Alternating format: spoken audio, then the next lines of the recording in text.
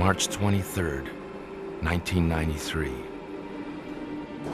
Great telescopes around the world aimed their sights deep into the night. They were peering far into space, searching for traces of the Big Bang at the outermost reaches of the universe.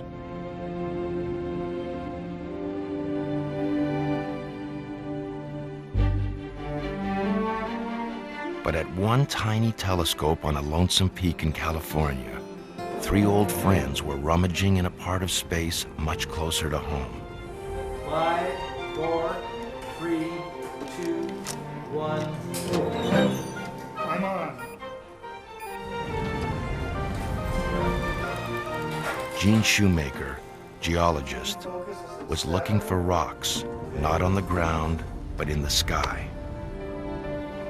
That night, he and his team found something astounding, a portent of another kind of Big Bang.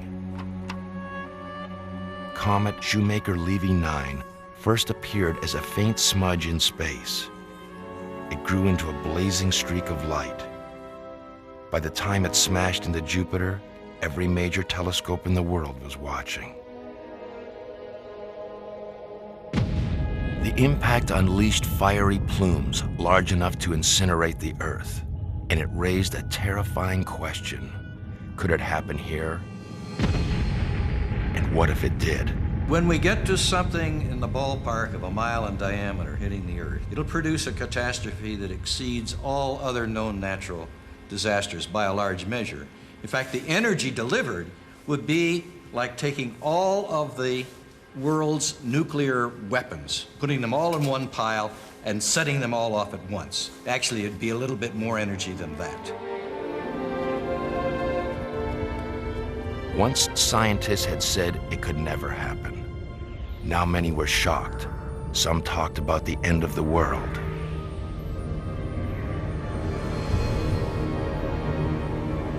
If something sneaks up on us, then there's very little we can do. In fact, today, the most likely situation is zero warning. The next impact of a mile-sized object will probably happen without any prior discovery of it at all. The first thing you will know is when you feel the ground shake and see the plume of fire coming up over the horizon.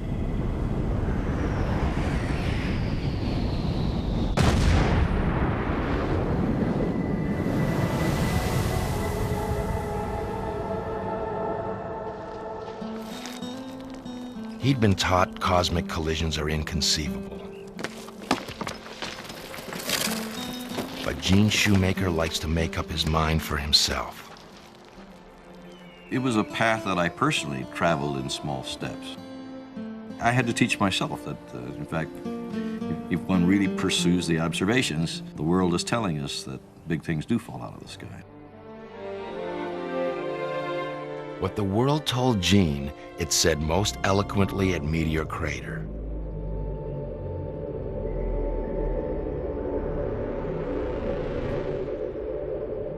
The gaping hole in the Arizona desert, nearly a mile wide, spoke of sudden disaster, catastrophe falling from the sky with deadly impact.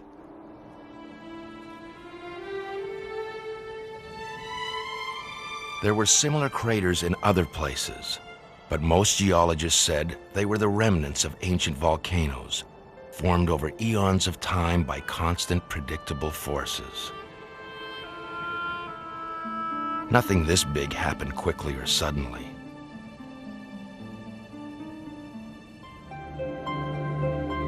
Fiery rocks falling from the sky have long been believed to predict disaster, not cause it. Meteorites have been feared as omens and cherished as relics around the world. For thousands of years, they were our only way of touching the sky, mysterious messengers from space.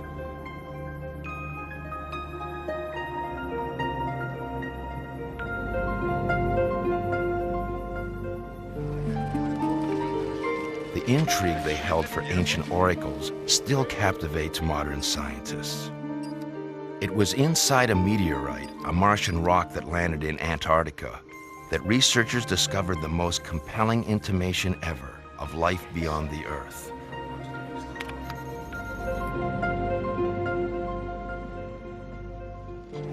Meteorites are chunks broken off larger celestial bodies. When they crash through Earth's atmosphere, most lose speed and power, so even big ones measuring up to 10 feet across usually don't cause damage on a large scale.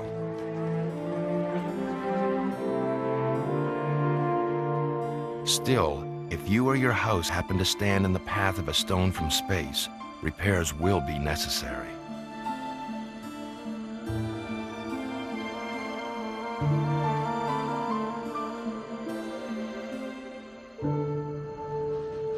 Tons of meteorites rain on the Earth every day, most smaller than a pea, but that's enough to light up the night. This fireball was seen by thousands of people along the eastern seaboard in 1992. Many were attending high school football games, and some had brought their video cameras. A piece of the meteorite touched down in Peekskill, New York, and cratered Michelle Knapp's 1980 Chevy Malibu.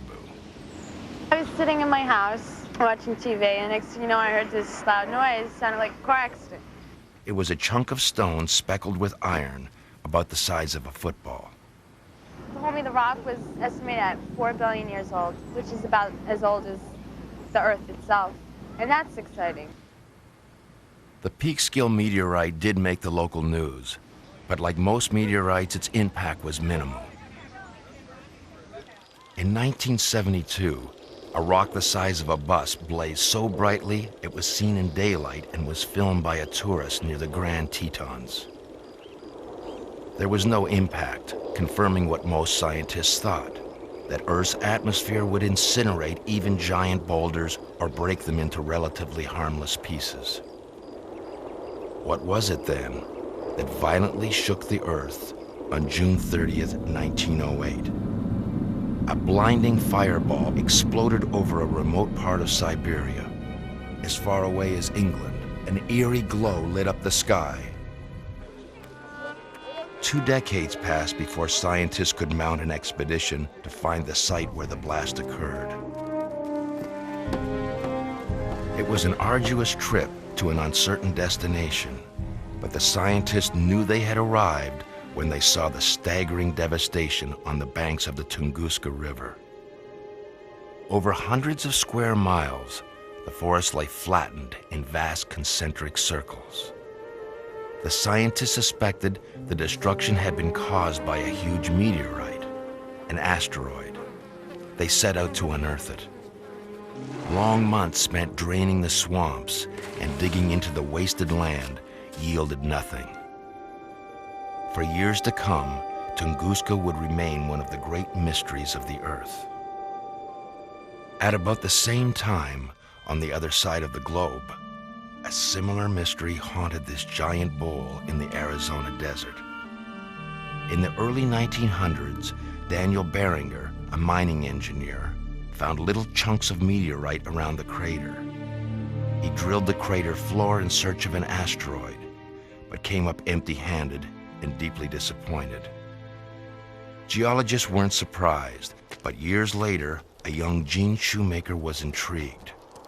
What had happened here? It did seem like a giant wound in the earth. It appeared as though the ground had been dealt a devastating blow. Massive beds of rock that once lay flat were broken and thrust violently into the air. The rim was strewn with giant limestone boulders that could only have come from deep beneath the surface, flying hundreds of feet in the air. But like all geologists, Gene had been taught that even the most dramatic landscapes took shape at a creeping pace. Meteor crater could not in fact be a meteor crater.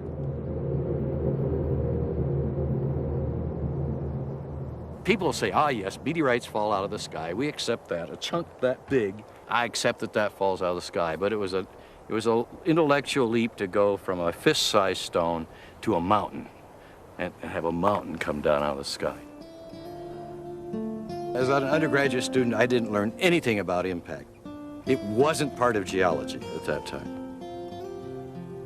geologists are kind of folk that like to say, I'd like to see what the process is. I'd like to see it happen. Then I believe that it's happened in the past. Gene Shoemaker was one geologist who saw something happen that would lead him to question the fundamental principles of his profession. He was in his 20s when he took on a job at the top-secret Nevada test site. Here he witnessed a new mechanism by which craters could be made.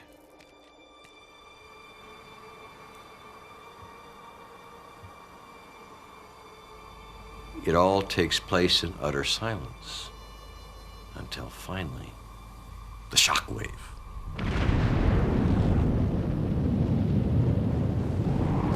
Bam! And then it's followed with roiling thunder.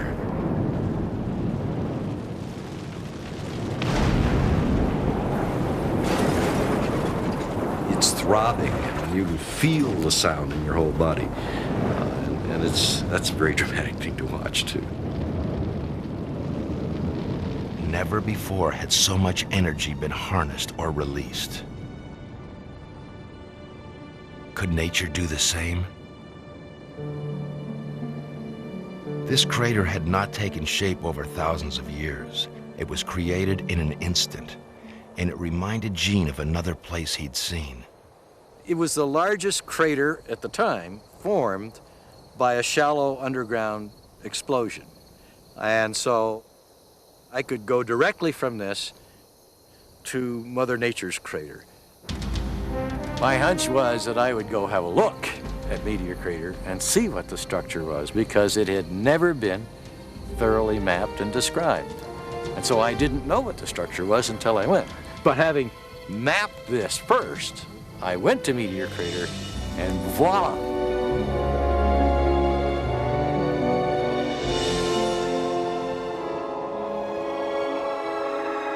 I was astounded that all of the parts of the crater that I could see in the little nuclear crater were reproduced here on a giant scale, including right down to the pieces of melted material.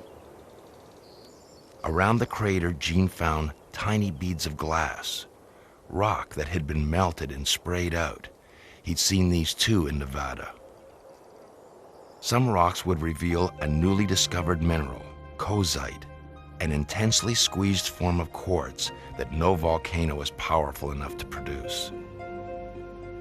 In this microscopic sample was encoded a story of violent devastation wrought by a 100-foot asteroid hurtling so fast the atmosphere could not slow it down. Gene Shoemaker had found the fingerprint of impact. It was the first conclusive proof of an impact crater on Earth. An affront to centuries of scientific conviction, and a challenge even to the professor's devoted students. Dr. Susan Kiefer once studied with Gene in graduate school. One day, Gene said, I'm going to show you what an impact is. So he grabbed a fairly large rifle, and we... This is my favorite rifle. I don't want to see this rifle again after what happened that day. You recognize this suit? And then Gene told me to shoot the rock, which I did. What happened is it just kicked. The rifle came back and hit me in the nose and broke my glasses. And he looked at me and said, haven't you ever fired a gun before? And I said, no. It's all right. Here's Annie Oakley with her nemesis. The ideas that Gene was proposing not only made individual people uncomfortable, but at a gut level, whole schools of academic thinking. That was the battle that had to be fought against. And he, I feel, really did that almost single-handedly.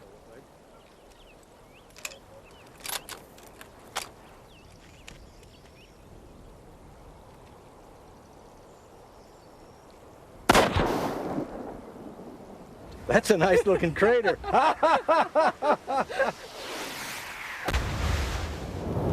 Sue's lesson was simple but revolutionary.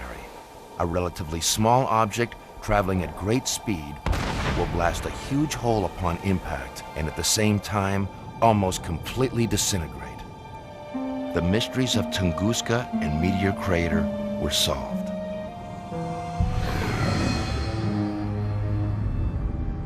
it came from over there, from that direction. We look up in the sky, and we see a brilliant fireball that's being made by the asteroid, or meteorite as it's coming in, and it gets brighter and brighter and brighter.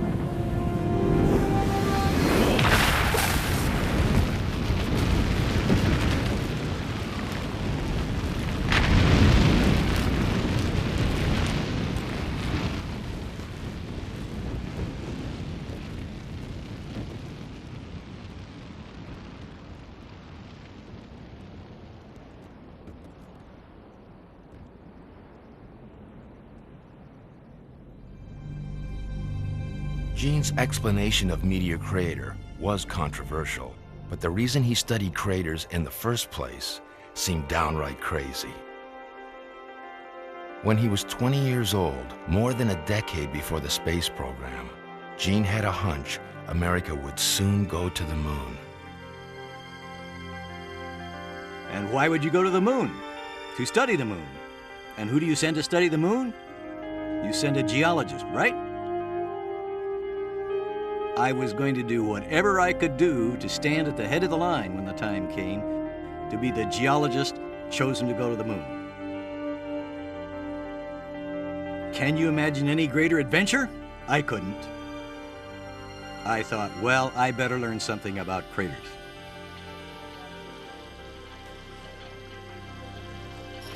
Oh, Gene, let's go. Oh, look at that. I'm ready. Gene dared confide his dream only to one person. This was 1951. When we first met, I just thought she was the neatest gal I had ever met. That's it. His wife, Carolyn, would become his lifelong accomplice in dreaming and scheming. What attracted me to you? What's that? I think it's your enthusiasm about things. Gets this big smile, and you know he's just full of joy and enthusiasm for what he's talking about. Gene has a way of getting what he wants. We choose to go to the moon. We choose to go to the moon. In the early 60s, it seemed Gene might actually get what he wanted most. We choose to go to the moon in this decade and do the other thing. Not because they are easy. America was going to the moon, and he was already an expert on craters. There were many thousands of them on the near side of the moon alone.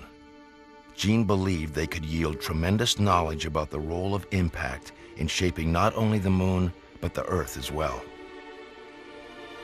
The moon is this slate that nobody's been erasing. The record that we're seeing of bombardment, all of those craters that we see on the moon, are a record of the flux, of the hail of bullets coming by that's hitting both the Earth and the moon. If we want to see what a very fresh, big impact crater looks like when it's first formed, we look at the moon. That guy up there. The people who ran the space program didn't look at the moon that way. They were pitted in a furious race. What mattered to them was getting there, not what could be learned once we arrived. There's no question that NASA managers, NASA engineers, and indeed the astronauts themselves were not particularly interested in doing science in space. That was not their mission. They had signed up to beat the Russians to the moon. And the farthest thing from anybody's mind was actually doing some science and collecting some samples. But nevertheless, even though he was considered probably a weirdo by some in the engineering community, Gene did not give up in trying to push this idea that doing geology on the moon was important. But geology on the moon was a hard sell. Few scientists thought Gene was right about the effect of impact on the Earth, much less the moon. Many believed lunar craters, too, were old volcanoes. Before Gene got to ride a rocket, he took a fateful trip in a more modest vehicle. The Shoemakers were on vacation in southern Germany. Gene was eager to come here to visit the Ries Basin, a 15-mile-wide depression that was universally believed to be an ancient volcano.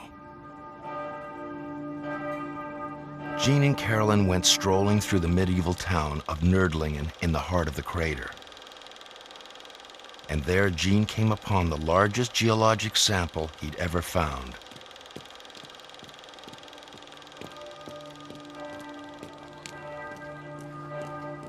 St. George's Church, 500 years old, was built of local stone. Just looking at the rock made me stop and say, whoa, wait a minute, what's this? I think I know what this is because I've seen something like that before. The walls were riddled with glass formed from shocked and melted rock. Gene didn't need a microscope to know they contained kozite.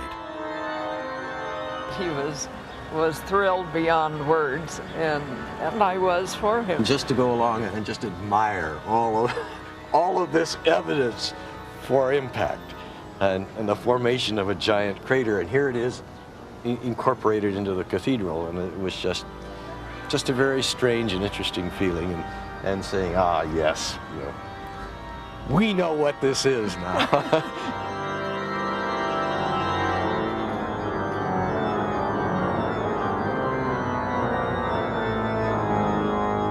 The Reese is nearly 20 times as big as Meteor Crater. It was the first big impact crater on the Earth which we could prove was an impact crater. And that just changed the whole ballgame. This was impact on an entirely different scale, brought on by a mile-wide boulder that drastically changed the landscape 15 million years ago.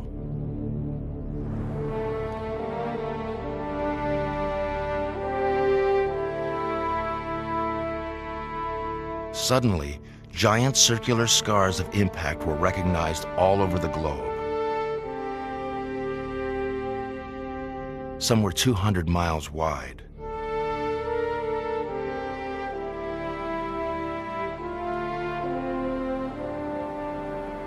Now we really understood there were big craters made on the Earth, and of course that meant those big craters we saw on the Moon, which I was also pretty sure were of impact origin. Now we had a way of saying, yes, it's happened on the Earth, the proof is here, but they're also on the Moon. Gene had finally earned the credibility to convince NASA and the United States Geological Survey to establish a program aimed at doing geology on the Moon. Gene was appointed to run it. Dr. Shoemaker, as the man in charge of the astrogeology program, what are you telling the astronauts to look for when they start exploring the Moon? Small features of the Moon that will be close by around the landing site. And of course, we also want them to bring back a large number of samples. Gene brought the Apollo astronauts to his favorite hole in the ground to teach them geology. This seemed to me like a natural place to train astronauts who were going to go to the Moon and look at craters. In fact, the best place in the world for it.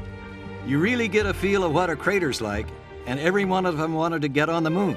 So they wanted to have a good idea of what they were going to get into. For added realism, Gene's team blasted a replica of a lunar crater field not far from his home. There he participated in the design and testing of many of the vehicles and tools used on the Moon. Gene's youthful dream was becoming a reality. His vindication as a scientist and his greatest adventure would soon be won.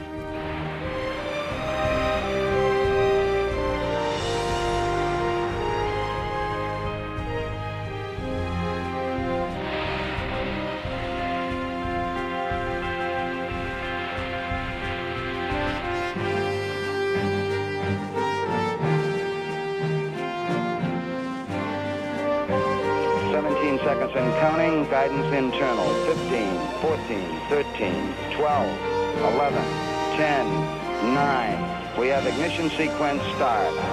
Engines on. 5, 4, 3, 2. All engines running. Launch commit. Liftoff. We have liftoff 49 minutes past the hour.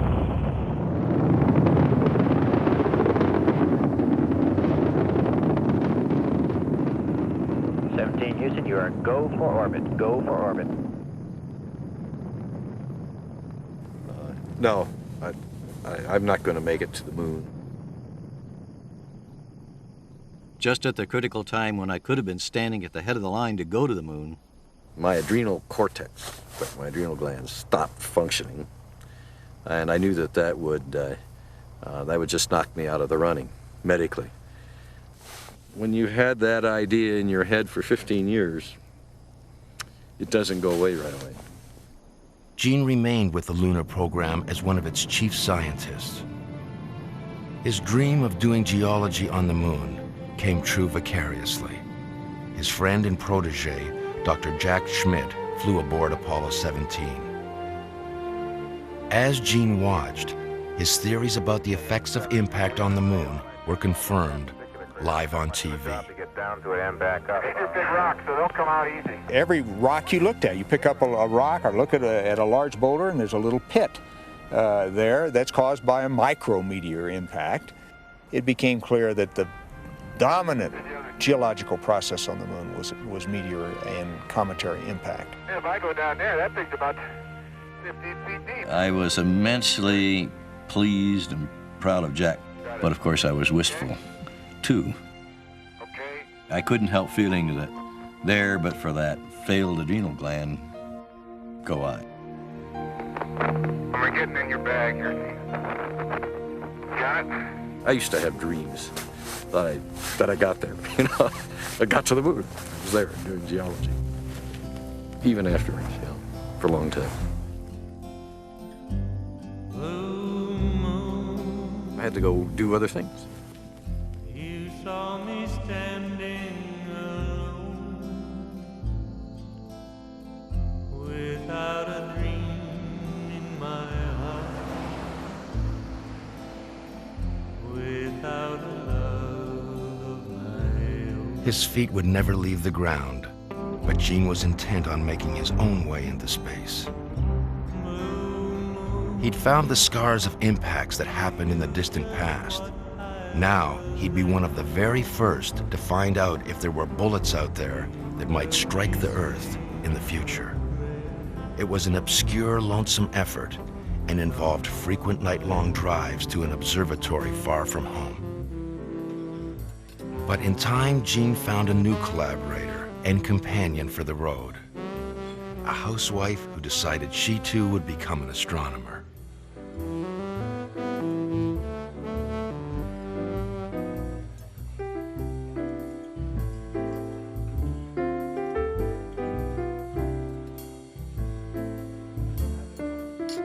For Gene, it was a journey from deep disappointment to new dreams and adventures.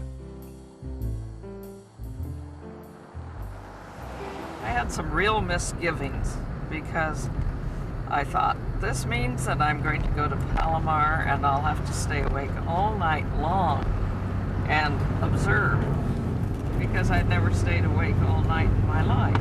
It was kind of a surprise to me to discover that I really loved the observing.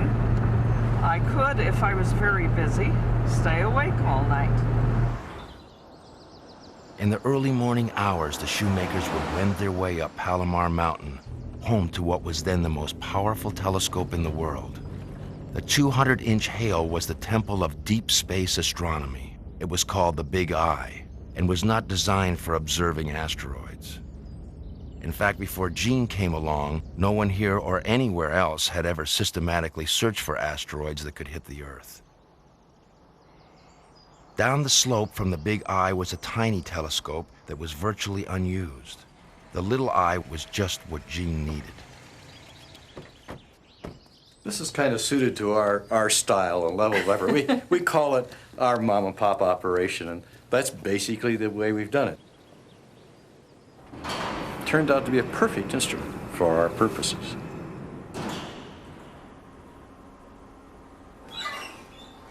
Compared with the giant up the slope, the Little Eye did not look far, but it looked very wide.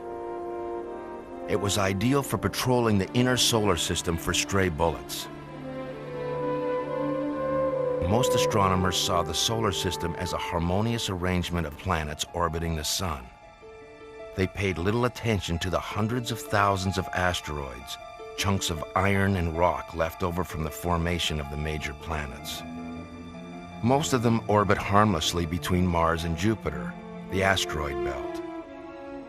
But if an asteroid veered out of its normal orbit, into one that cuts across the path of the Earth, it would be anything but harmless. Most scientists believe that asteroids almost never became Earth crossers. Were the Shoemakers searching for something that wasn't even there? The answer would not come easily. Asteroids look so small on film that Carolyn had to look for them with a microscope. Even then, they would be almost invisible amid the stars.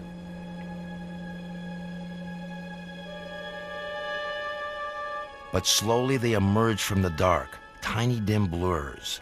Since they're so much closer to Earth than the stars, they seem to streak through the sky.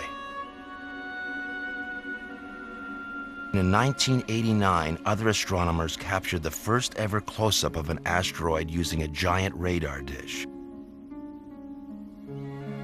This huge rock was more than a mile across. Later radar images showed even more ominous asteroids, mountains tumbling through space. Toutatis, a giant boulder doing 70,000 miles an hour, regularly cuts across the path of the Earth. 951 Gaspra, first of only 2 asteroids ever to be actually photographed, is as large as the island of Manhattan.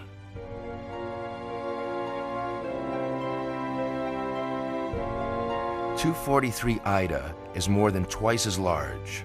Like Gaspra, it isn't an Earth crosser. But if it were, it could blast a hole as wide as the state of Texas. Gene didn't make it to the moon, but together with Carolyn, he's discovered scores of new celestial bodies.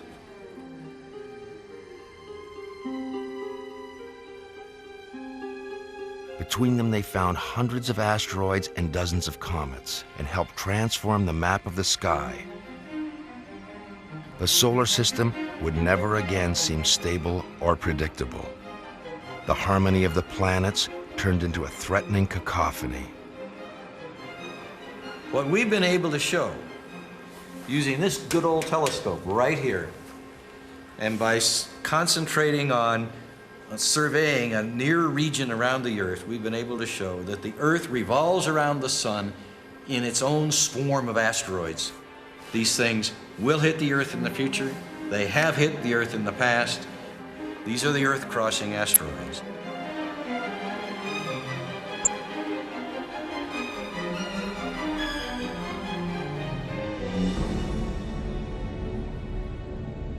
In the 1980s, new evidence emerged of the terrible threat impact poses to life on Earth.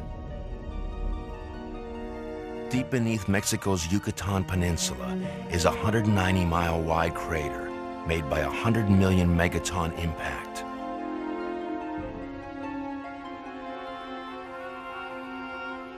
It dates to the time 65 million years ago, when 2/3 of all living species, including the dinosaurs, disappeared from the face of the planet.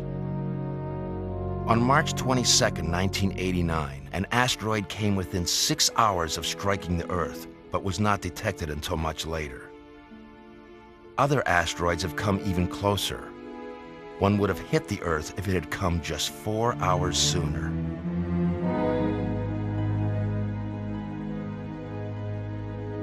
I don't think that people took the notion of the hazard of impact seriously in the early days of our work here.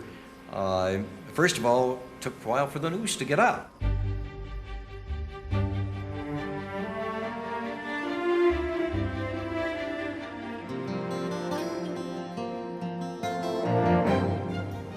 The news that would change everything began to break on the night of March 23, 1993.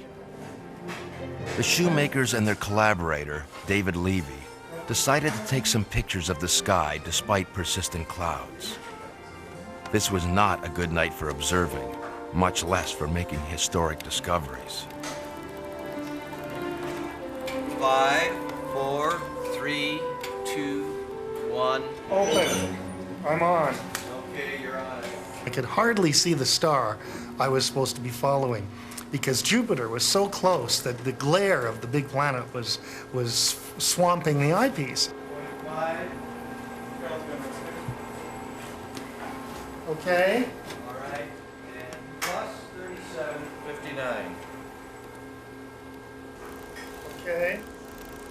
I started to examine the film, looking at all the things that I knew would be there, the ghost image of Jupiter and the spikes that we see on the films when we've got a very bright star or a bright planet. And then I started to go by something, and I thought, that's a galaxy? No, that's not a galaxy. And here was this most unusual looking object. And I thought, it looks like a comet. It looked like a comet, all right, except it was a comet that was stretched out. Our films don't have enough resolution to really see what the details are, because we're covering a big area of the sky, and so the comet's actually quite tiny. The team called their friend astronomer Jim Scotty, who was manning a more powerful telescope, and asked him to check their finding. He promised to call back as soon as his telescope could be repositioned.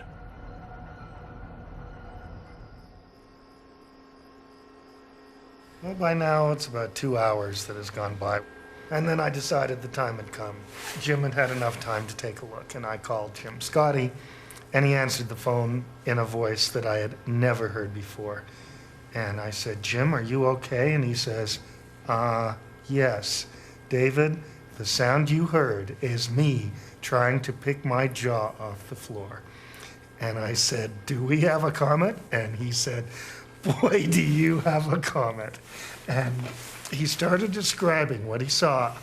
And I was repeating everything to the two of you. And every sentence, it had these 5 tails, at least 5 discrete nuclei, but he said, I think there's more. And meantime, that music, we had just had Beethoven's First Symphony that was playing in our room, just happened to be on. And the 4th movement started, and it starts with this very slow little introduction.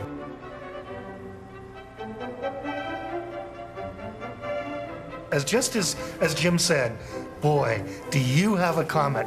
Then the symphony went into its full motion.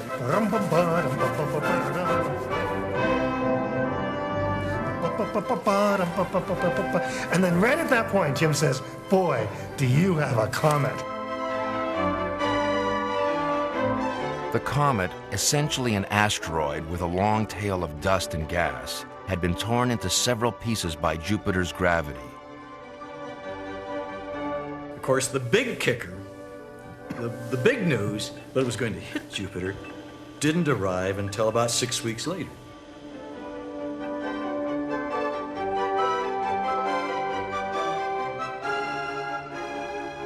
Here is this man looking at a computer screen, and it's saying, your comet, with your name on it, is going to collide with Jupiter in 14 months. And Gene was sitting there, and he was looking at it, and he was shaking his head, and he said, I don't believe it.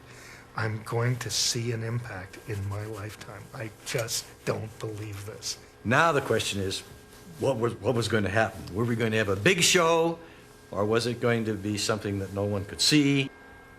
Even as Shoemaker Levy 9 approached Jupiter, some eminent scientists remained skeptical it would make much of an impact. Many astronomers believed the giant planet would swallow the comet into its vaporous depths. On July 16, 1994, when the comet's leading fragment was due to cross Jupiter's path, scientists and reporters gathered at the headquarters of the Hubble Space Telescope. Gene found an empty office to call for news from distant ground-based telescopes. We have heard that there have been some observations from Spain. Dan? Gene Shoemaker. In which I want to hear that. The question is, how soon will Brian be? There would be no reliable data until the Hubble team downloaded the day's first images of Jupiter. See if there's nothing in the sky. And they did, in fact, detect the plume. In the auditorium, Gene had little more information than the gathered reporters. We should all take these reports very carefully and cautiously at this time. They need to be confirmed. Yeah, that's it. That's it. Look at that. The tiny spot on Jupiter was, in fact, a fiery plume about half the size of the Earth.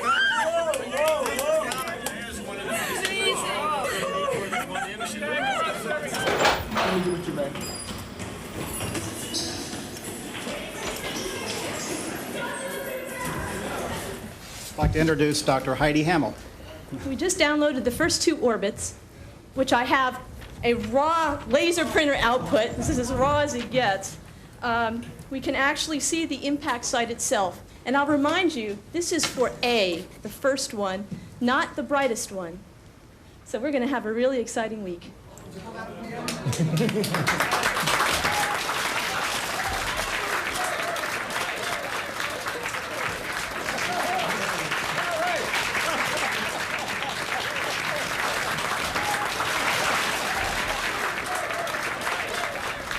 I think we're very, very privileged tonight to see an event that's not once in a lifetime, it's once in a millennium. Gene's vindication was a long time coming. Now it arrived with a 1,000,000 megaton bang. Few scientists have seen their ideas demonstrated on this magnificent scale. That was one great moment in our lives. That it vindicated what Gene had been trying to tell everybody all these years. And that the SL9 impacts spelled it out in black and white. That, Gene, you got it right. Over the next week, some 20 separate pieces of the comet rained spectacular devastation on Jupiter.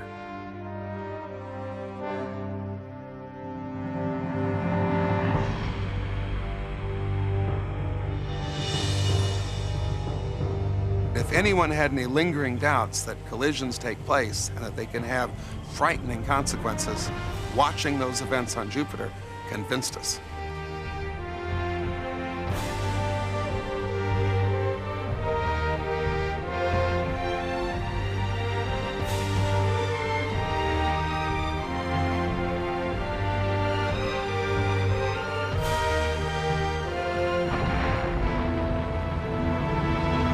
To actually finally see an impact on a planet was crossing a threshold.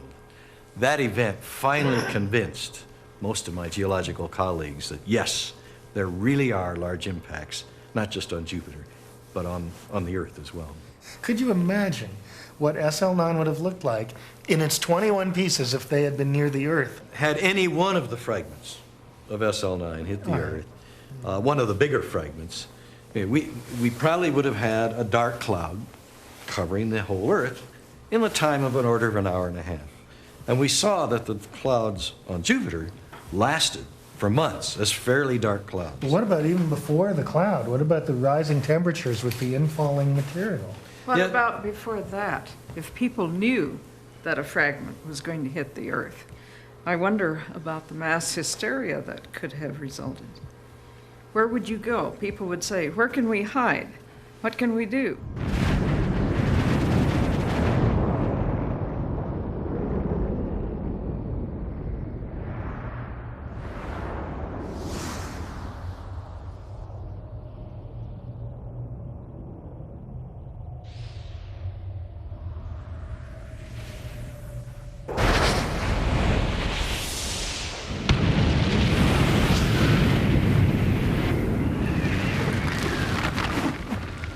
You would feel as though you were in an oven turned on to broil.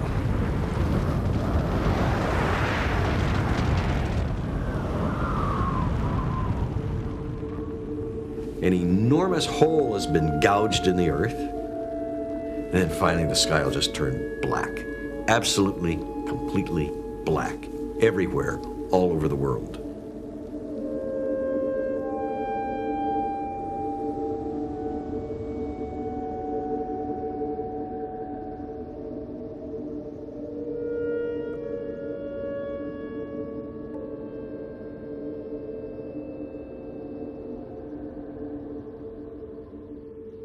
Impacts today are a risk.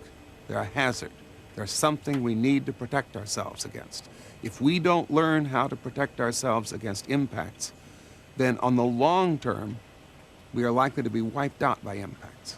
If it happened to the dinosaurs, it could happen to us.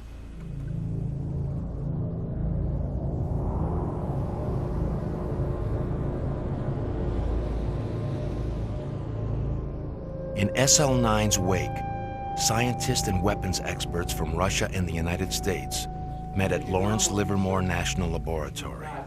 Fires, you've got massive tidal waves. So we have The topic was the end of the world. multiple mechanisms to produce extinction.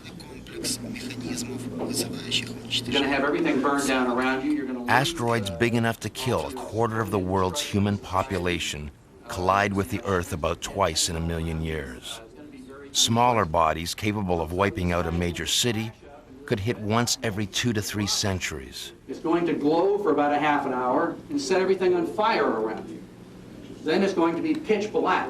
One thing that makes the comet and asteroid impact hazard so important relative to other hazards is that it is the one hazard that is capable of killing billions of people, of putting at risk our entire civilization.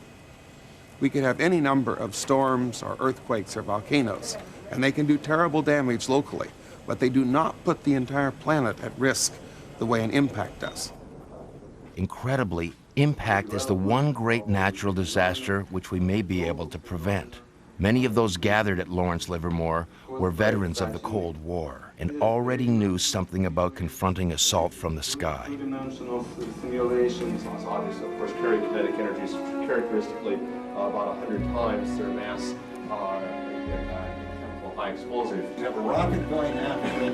In this case, a nuclear explosion. You blow off some material, you get a reaction in this perpendicular direction, which here I've shown as being perpendicular to the closing velocity. If an approaching asteroid or comet is detected in the near future, the scenario might involve the most powerful